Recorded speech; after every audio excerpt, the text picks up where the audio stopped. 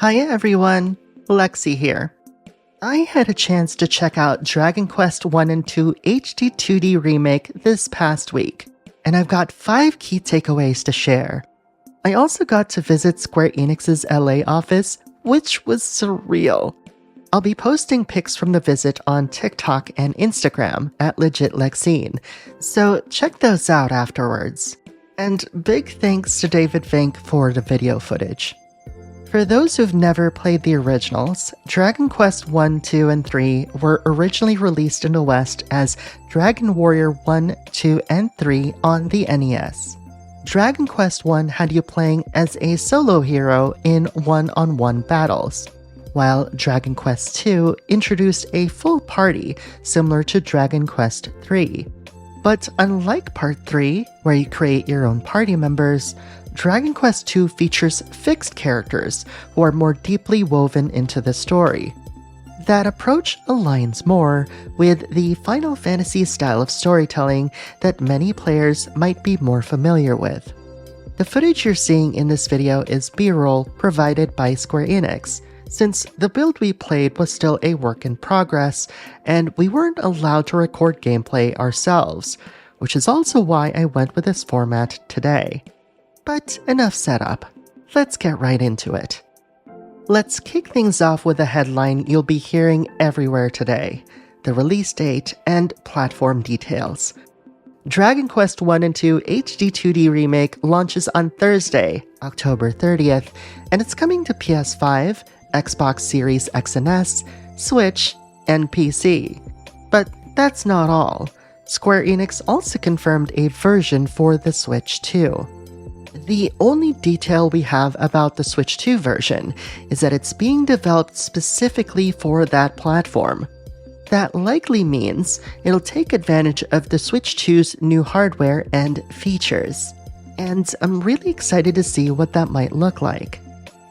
As I mentioned earlier, the original Dragon Quest 1 featured one-on-one battles, but in the HD 2D remake, you'll now face off against multiple enemies at once, bringing it more in line with the rest of the series.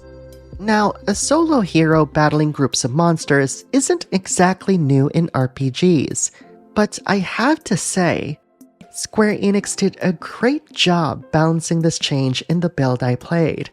It felt fun and satisfying to have more strategic options for targeting and attacking than in the original.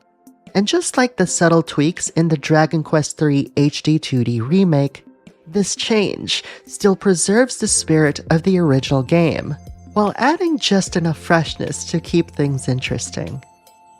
With each update to Unreal Engine, Square Enix's HD 2D engine continues to evolve, improving both performance and visual fidelity. Dragon Quest 1 and 2 HD 2D Remake takes full advantage of these upgrades, with sharper sprites and more immersive environments than ever before. I wish I could show you, but the moment that really blew me away was during my visit to a dilapidated castle in Dragon Quest II HD 2D Remake.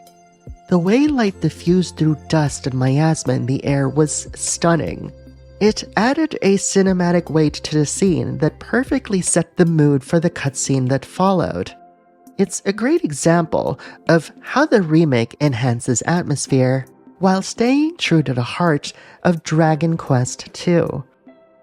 But perhaps the biggest addition to Dragon Quest 1 and 2 HD 2D Remake is how it reframes both games as essential parts of the Erdrick Trilogy. Since Dragon Quest 1 and 2 were developed before 3, and game stories were often written as they went, it's natural that some elements didn't perfectly connect across the trilogy. What made Dragon Quest III HD 2D Remake so brilliant is that Square Enix treated it as the foundation, remaking it with new cutscenes and gameplay that not only deepened its own story, but also strengthened its ties to the rest of the series. You'll be happy to know that they're taking the same thoughtful approach with Dragon Quest 1 and 2 HD 2D Remake. That includes new scenes, gameplay tweaks, and voice acting in both English and Japanese.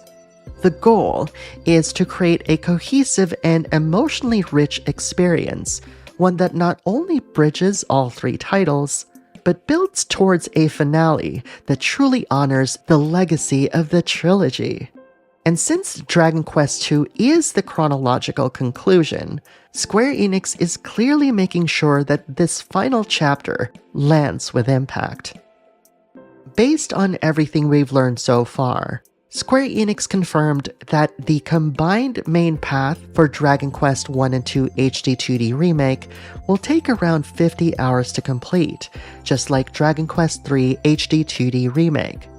For comparison, according to How Long to Beat, the original Dragon Quest I took about 9 hours, and Dragon Quest II around 16 hours, which is 25 hours total. The original Dragon Quest III also took about 25 hours, but its HD 2D remake doubled that through expanded storytelling, gameplay refinements, and a richer world. And as you have seen, Square Enix is applying the same level of enhancements to Dragon Quest I and II, meaning gameplay, world design, and narrative have all been significantly reworked to reach that 50-hour mark. But just to be clear, that's 50 hours across both games combined. You're still getting 2 full RPGs in one package, each completely rebuilt to feel more cohesive, modern, and immersive. Square Enix emphasized that their goal with these remakes is to ensure that both games feel like full-fledged RPGs by today's standards, with the kind of attention to detail that most studios simply don't bring to classic re-releases or remakes. It's a level of care that really sets this remake apart from the rest of the pack. And as I said earlier, Dragon Quest I and II HD 2D Remake is arriving this year on October 30th for PS5, Xbox Series X and S, Switch 1 and 2, and PC. But while we wait, I'd like to hear what you think. Did you play Dragon Quest III HD 2D Remake? Did you play the prior releases? What do you think of what you learned of the game today? Post your thoughts in the comments below, and let's talk about it. Thank you very much for watching, and I'll see you in the next video.